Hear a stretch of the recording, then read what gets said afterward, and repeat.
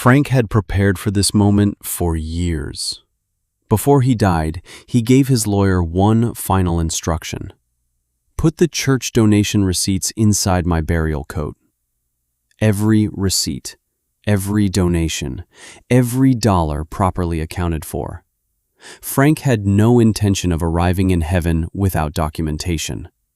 And so, when his earthly life ended, Frank arrived exactly as planned, properly dressed and carrying the evidence. He was relieved to discover that heaven did, in fact, have a pearly gate.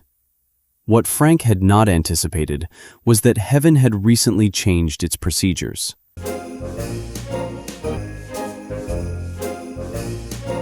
Frank Miller was a middle management banker in Delaware. He had done well for himself.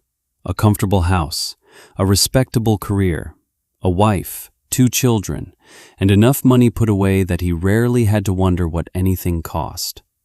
Frank considered himself a good man. He went to church. He donated regularly. And most importantly, he kept the receipts. Then, in his late 60s, his heart began giving him trouble. Nothing fatal at first.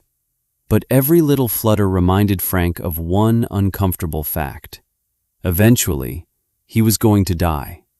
And Frank was considerably less confident about his finances in the next world than he was about his finances in this one. So he began preparing. And one afternoon, he called his lawyer. Put the church donation receipts inside my burial coat. Every receipt, every donation, every dollar properly accounted for. Frank had no intention of arriving in heaven without documentation. When his earthly life ended, Frank arrived exactly as planned, properly dressed and carrying the evidence. He was relieved to discover that heaven did, in fact, have a pearly gate. What Frank had not anticipated was that heaven had recently changed its procedures. When Frank finally reached the pearly gate, there were already dozens of people ahead of him. So he waited and waited. Frank was not accustomed to being processed with the general public. Eventually, his turn came. The celestial clerk barely looked up. Frank opened his manila folder, removed the carefully preserved church donation receipts, and placed them on the counter. The clerk glanced at them. "Sir, we don't use those anymore." Frank stared at him. "Excuse me?" The clerk gestured toward a machine beside the counter. "New system. We've gone fully digital. Please step over to the eye scanner." Frank looked at the machine, then at his receipts, then back at the clerk.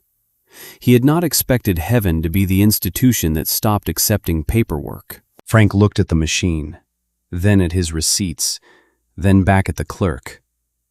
"What exactly does it do?" Frank asked. The clerk smiled. "It determines your accommodation." There was little time to argue. The clerk directed him to the eye scanner mounted beside the counter. Frank stepped over, bent forward, and placed his face against the machine. "Eyes open, please." Frank opened his eyes. From inside the scanner, he could see nothing, just darkness. What Frank did not realize was that directly above him, a 52-inch screen had come to life, and everyone waiting in line could see it. Moments from Frank's life began appearing on the screen, one after another. With every memory, 2 bars changed. Green bar rose whenever something Frank had done had made another person's life better. Red bar rose whenever his actions had caused suffering, whether through harm, humiliation, financial loss, or simply making someone else's life harder. Frank saw none of this. His eyes remained fixed inside the scanner, while 60 years plus of private decisions played out before an increasingly attentive audience. Then the memories stopped. The red and green bars disappeared. A single blue bar appeared. It began to rise. 20%. 40. 60. It stopped. The screen recalculated, and then displayed Frank Miller's final result. 19%. Tier 1. Room 1712. Bed B. The celestial clerk handed Frank the accommodation pamphlet. Frank looked down. 2 bunk beds, 1 shared bathroom. There had clearly been an accounting error. Room 1712? Frank asked. Building 17, room 12, sir, the clerk replied. And bed B? Yes. Frank hesitated. There's a bed A? Yes, the clerk replied. Who's in bed A? Larry Smith. Who is Larry Smith? You don't need to know him just now, sir. The beds are only for sleeping. During the day, you're free to use any of the facilities in Building 17. Frank stared at the clerk. The clerk added reassuringly, No one has ever complained. Frank blinked. Then he remembered. The receipts. There has been a mistake, Frank said. I donated to the church for 30 years. Building fund, Christmas appeal, annual contributions. I have receipts for all of it. I see, said the clerk. He checked his tablet. None of those contributions appear in your record, sir. To whom were the payments made? Father Peter March, as instructed, Frank said immediately. The clerk tapped the screen once more. I see. A pause. If the contributions were not made to Omnipresence Corp, we have no record of receiving them. Frank stared at the clerk. But they were church donations. Yes, sir. For 30 years. Yes, sir. Frank waited. The clerk did not appear to understand why this information should change anything. So what happens now? Your assignment remains in effect until your next reincarnation. Once you depart, the vacancy will be reassigned.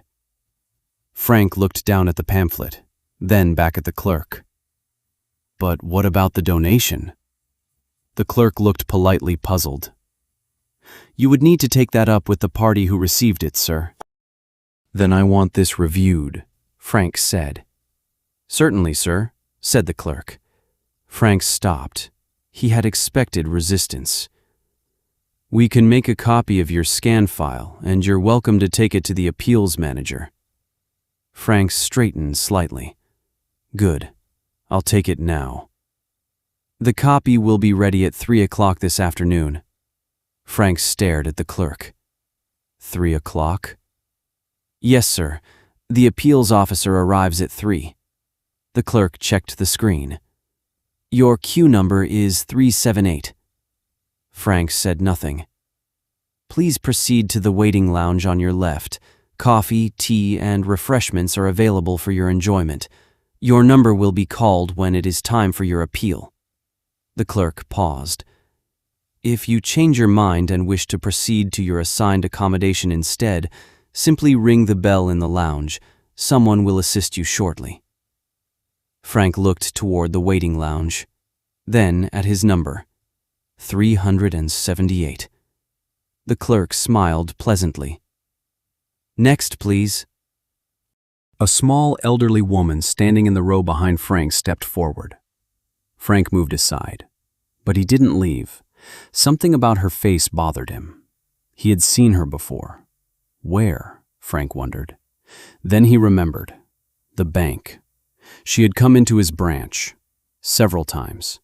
He didn't know her name. He remembered only the account. There wasn't much in it.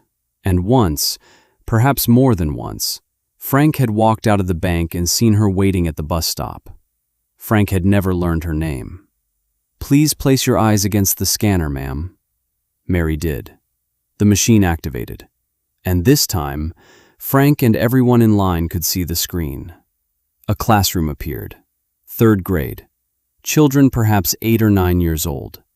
And a much younger Mary stood at the front. One afternoon, a little girl was crying at the bus stop. Mary remained beside her after the other children had left. Mary didn't do anything remarkable. She stayed. The green bar flickered and rose. Frank watched. The images changed. Years passed. Mary grew older.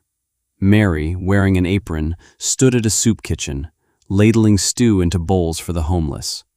The green bar flickered and rose. Frank's expression changed. Year after year, not one great act, no enormous check, no marble plaque, just Mary, being Mary. After retirement, the memories changed. An elderly neighbor, bread, soup, company. A sick stray kitten, rescued from the rain, soaked almost to death. The green bar flickered and continued to rise. Mary still couldn't see any of it. Her eyes remained inside the scanner, but Frank could. So could everyone else in line. The screen finally went dark. The red and green bars froze. Then the golden blue bar appeared. It began to rise. Tier 1. Frank folded his arms. The bar continued. Tier 2. Tier 3. Tier 4. Frank unfolded his arms. He stepped closer. He looked at the clerk, then back at the screen. The golden blue bar continued climbing, and stopped. Tier 5. The machine chimed. Mary lifted her face from the scanner. She looked slightly embarrassed. "Is everything all right?" Mary asked. The clerk smiled. Tier 5. "Everything is in order, Miss Mary Fong. Congratulations. Your soul balance is 83.2%. Your accommodation is at Villa Florentina, Building 12, Room 204. One-bedroom residence. East-facing garden view." The screen changed. A gorgeous one-bedroom apartment appeared, morning sunlight pouring through the windows. "A golf cart will collect you shortly," the clerk said with a smile. Mary stared at him, hand at her mouth. "A golf cart?" "Yes, ma'am. Please step to the right and wait for a moment. Charlie is on his way to collect you. He has the key and will answer any questions you may have. We hope you enjoy your stay. Welcome home." Mary smiled uncertainly. "Oh, thank you." She stepped away. And that's when Frank found his voice. "What the fuck?" Everyone turned. Frank pointed toward Mary. "That cannot be right. I know this woman." Mary turned around. She recognized him and gave him a small, polite smile. "Oh, hello, Mr. Miller." "Her?" Frank exclaimed. He pointed at Mary again. "Villa Florentina? She barely had anything in her account." The clerk remained calm. "I'm afraid Earth's bank balances are not part of the current assessment." Frank held up his bundle of receipts. "Then what exactly is?" The clerk looked at the clock, then at the waiting line. "You may discuss your case with the appeals officer at 3. A digital copy of your soul scan will be ready by then." "That is not what I asked," Frank yelled, still clutching his manila folder. Mary's golf cart arrived. Charlie helped her aboard. Mary thanked the clerk again and rode off with Charlie. The clerk looked toward the line. "Next."